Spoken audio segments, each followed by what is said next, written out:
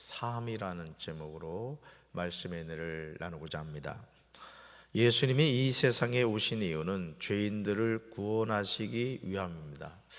여러분, 우리가 이 예수님의 오심, 예수님의 성육신 왜인가 이거를 바로 깨닫기만 해도 하나님이 원하시는 것은 죄인 된 내가 구원받는 거구나, 이걸 우리가 알 수 있죠.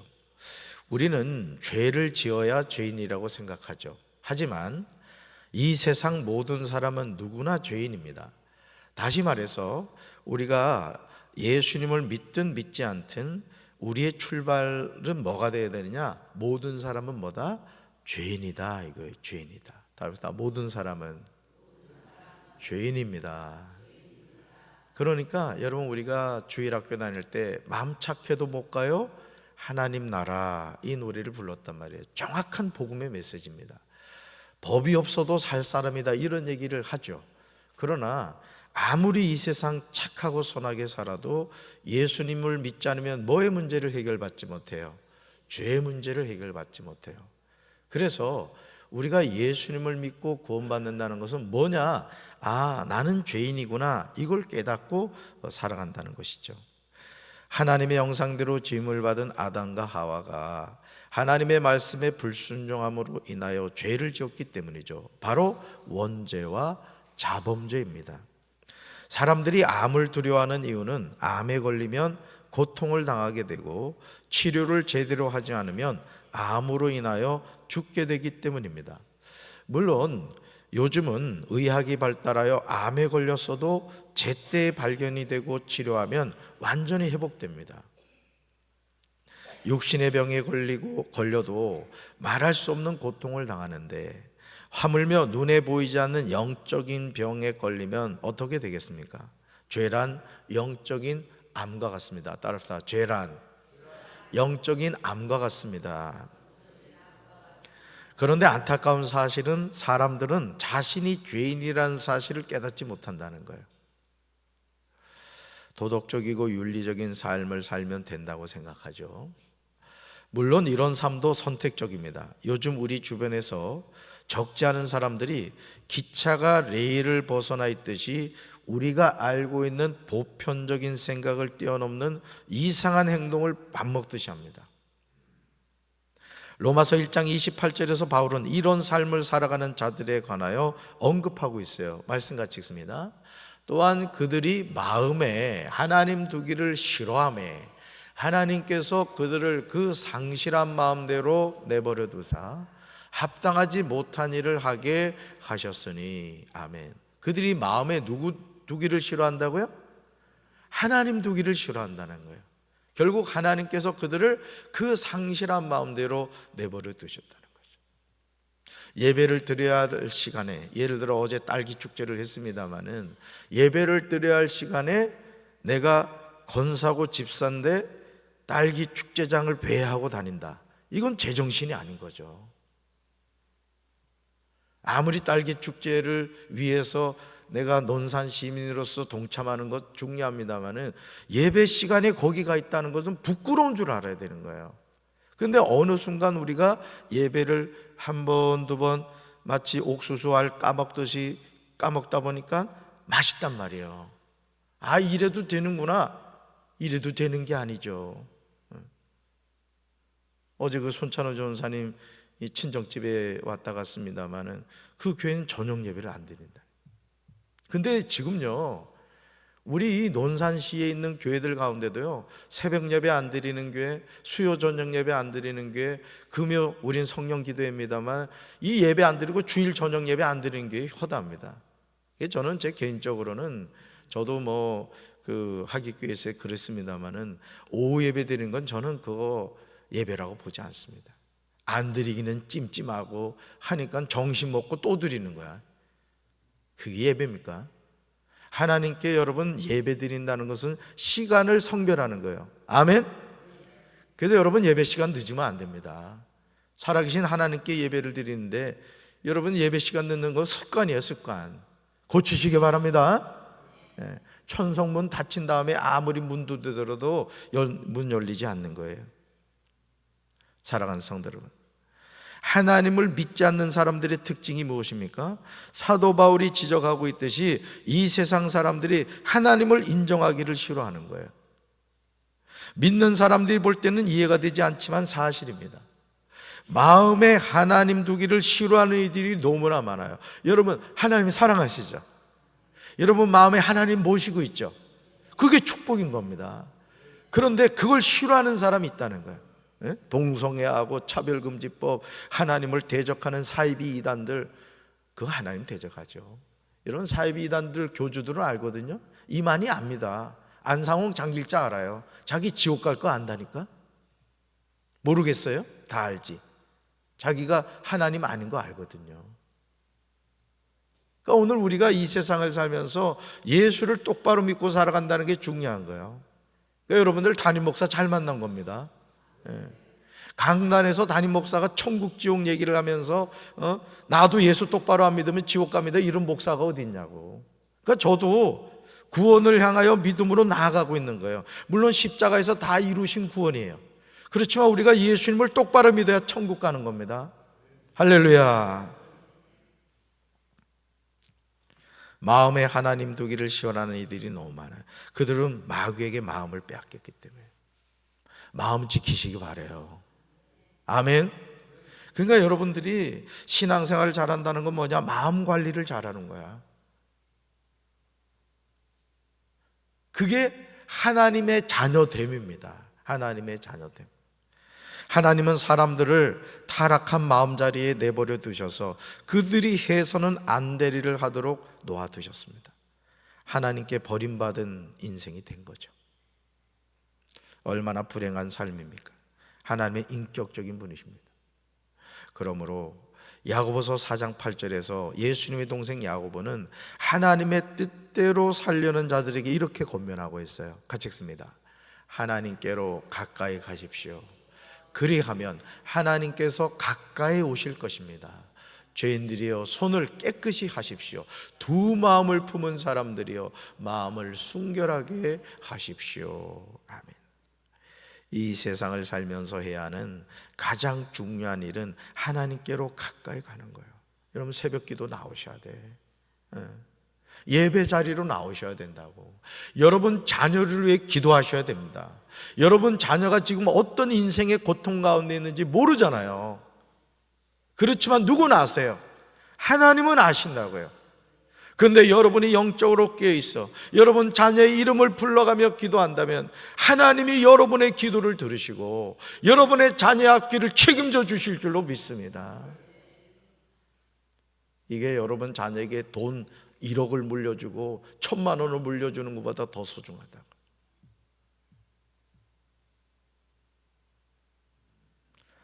우리가 하나님을요 멀리하면 하나님도 우리를 멀리하십니다. 이걸 알아야 돼요. 하나님은요 살아계세요. 인격적인 분이라고요. 제가 고등학교 다닐 때 저는 공부를 엄청 잘하고 싶었어요. 진짜요.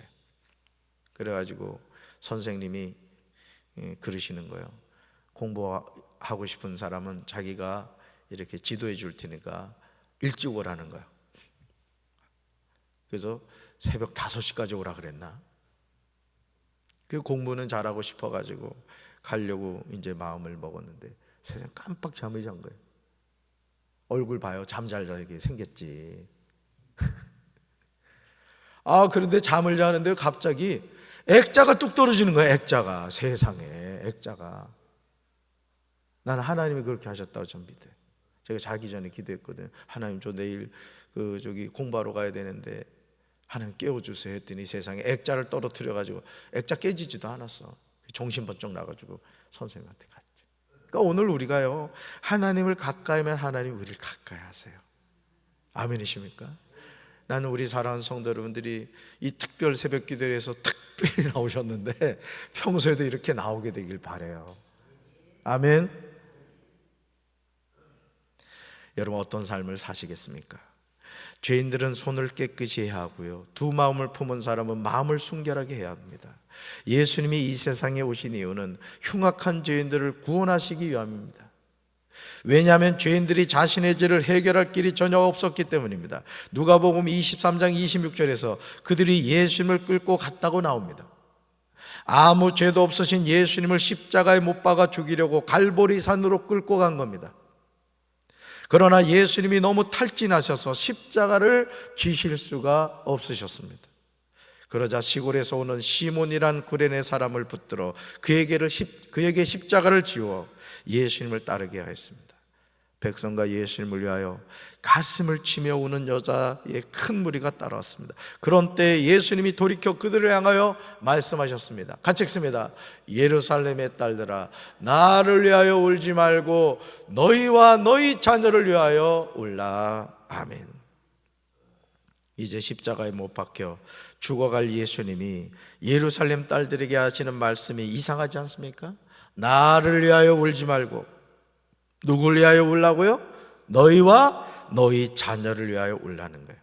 왜냐하면 날이 이르면 하나님의 공의로운 심판이 있기 때문입니다.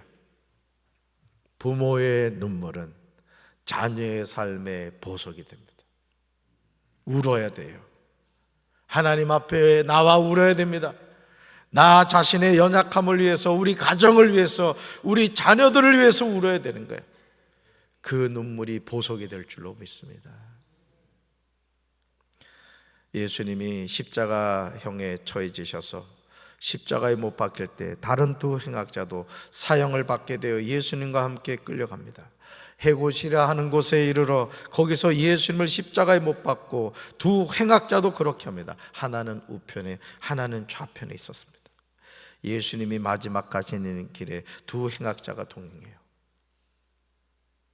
아무 죄도 없으신 예수님이 두 행악자와 함께 사형 선고를 받고 십자가에 못 박혔다는 사실은 오늘 우리에게 무엇을 알려주는 것입니까? 예수님은 두 행악자를 포함하여 이 세상 모든 죄인을 위해 오셨다는 점을 보여주는 거예요.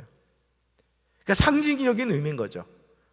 두 행악자 가운데 예수님이 십자가에 못 박혀 계셨다. 뭘 의미한다고요? 예수님은 두 행악자를 포함한 모든 죄인을 위해서 오셨구나. 잘나고 똑똑한 사람들, 하나님을 인정하지 않고 제 멋대로 살아가는 그런 사람들이 아니라 자신의 죄를 깨닫고 죄로부터 벗어나 하나님의 자녀 되기 원하는 영혼을 구원하기 위해서 예수님이 이 세상에 오셨다는 거예요. 십자가에 달리신 예수님이 하신 말씀이 무엇인지 주목해서 봐야 돼요. 우리 세 번역을 한번 보겠습니다. 아버지, 저 사람들을 용서하여 주십시오.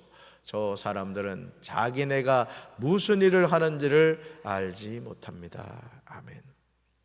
십자가의 처형은 당시 가장 수치스럽고 고통스러운 사형 방법이었어요. 그래서 로마 제국은 로마 시민에게는 십자가형을 내리질 않았어요.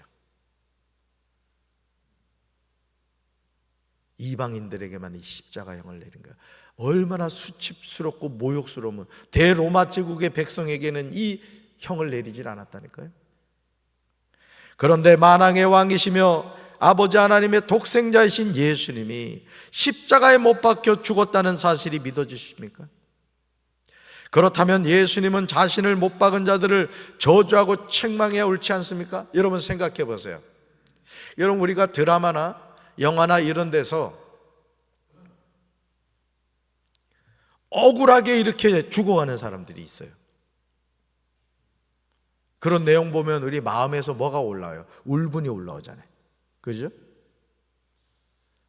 그래서 여러분, 그 마동석이 나오는 영화가 인기인 이유 중에 하나가 뭐냐면은 이 마동석이가 등치가 크잖아요. 근데 까부는 사람들은 아주 그냥 흠칫나게 두드려 패버린다고. 그러니까 그 두드려 패는 거 보면서 누가 같이 때리고 있어. 나도 때리고 있잖아. 막 주먹이 막 힘이 불끈불끈 들어가고, 그지? 그래서 그 영화가 인기인 거야. 근데 현실은 그렇습니까? 무전유죄, 유죄죠. 그러니까 우리가 막 울분이 있는 거예요. 울분이.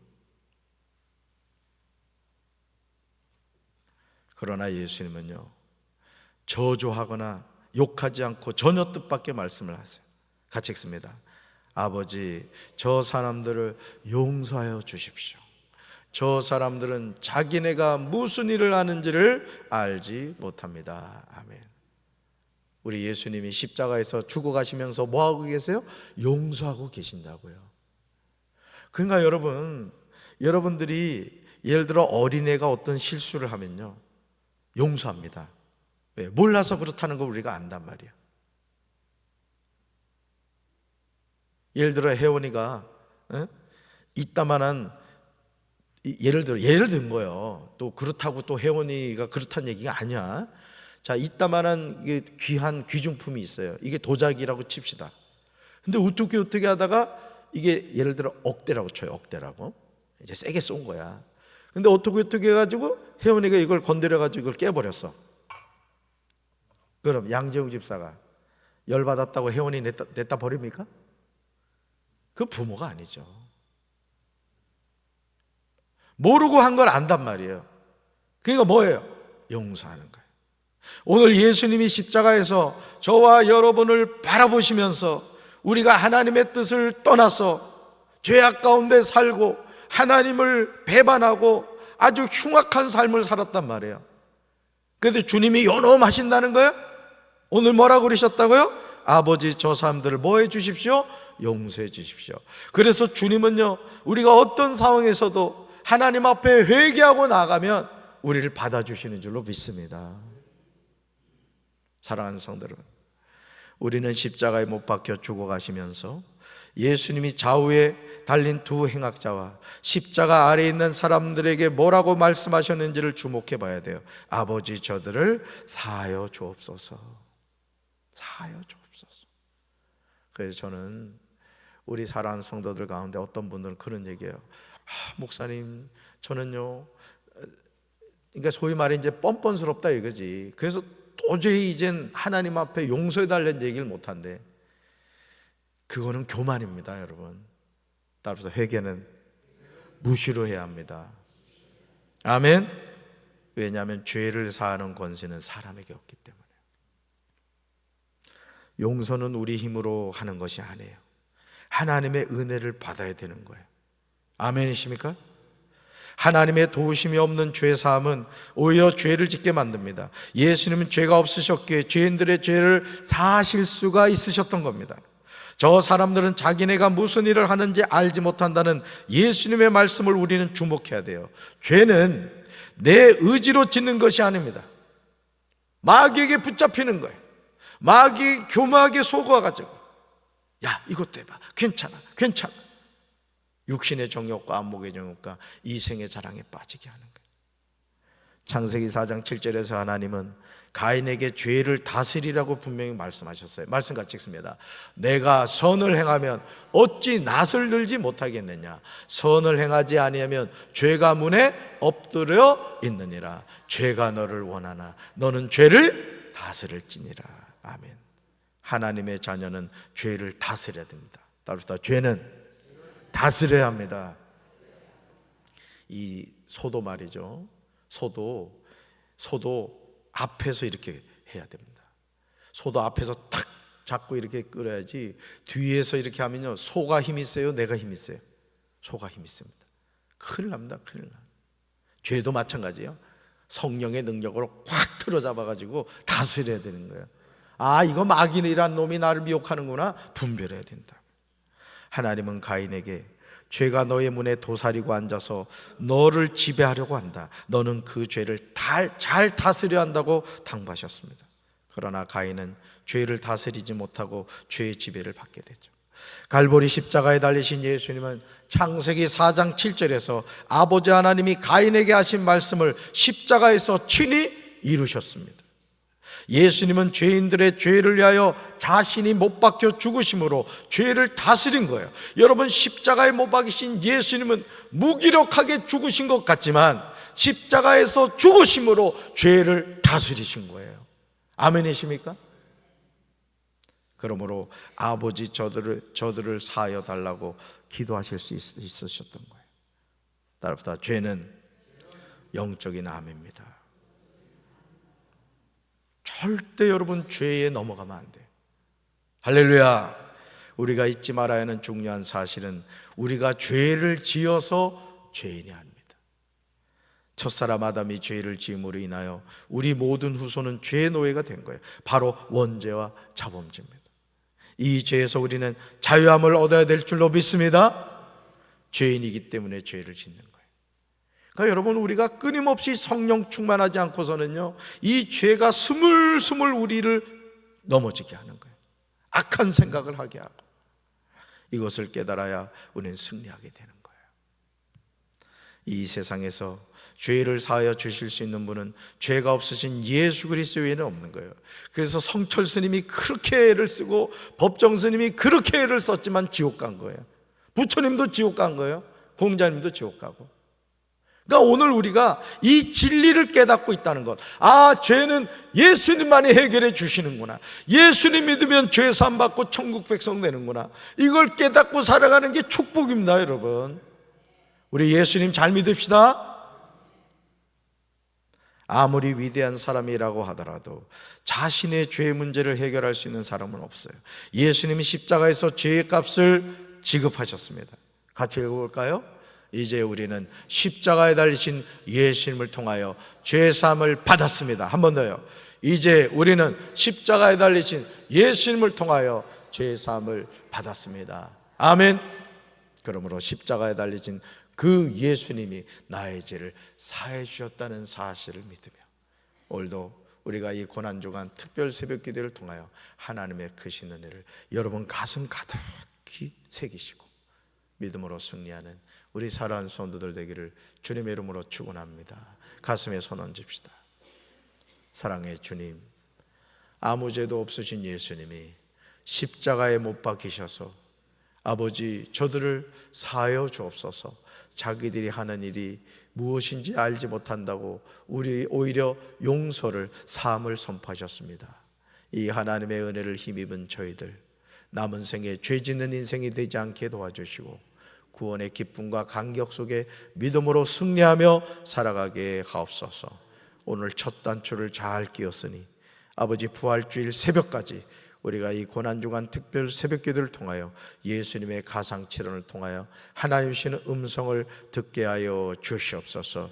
우리 교회가 영적으로 껴있어 예배가 살아나는 교회가 되게 하시고 기도와 말씀과 찬양의 능력 있는 교회가 되게 도와 주시옵소서.